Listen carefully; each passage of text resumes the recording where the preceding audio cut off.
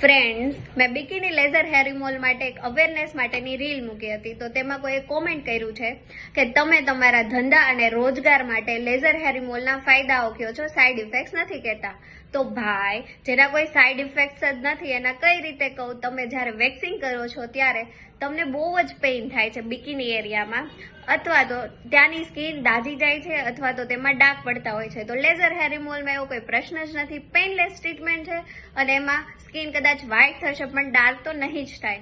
બીજું છે કે તમે બિકીની લેઝર હેર રિમૂવલ કરવા માટે શેવિંગ કરતા હશો, તો શેવિંગ કરવાથી તમને ત્યાં ફોડલી થાય છે, ઘણીવાર ઓપોઝિટ ડાયરેક્શનમાં ઘસાવાના લીધે ખંજવાળ પણ થતી હોય છે અને વાળ 2-3 દિવસમાં જ ઉગી જતા હોય છે. તો લેઝર હેર રિમૂવલ થી તમને લોંગ ટર્મ રિઝલ્ટ રહે છે, ઘણા દિવસ સુધી વાળ નથી આવતા અને તેવી ટાઇની બમ્સ કે ફોડકી બહુ જ કોઈ રેર લોકોને થતી હોય છે અને તેના માટે અમે ઓઇન્ટમેન્ટ પણ આપતા હોય છે.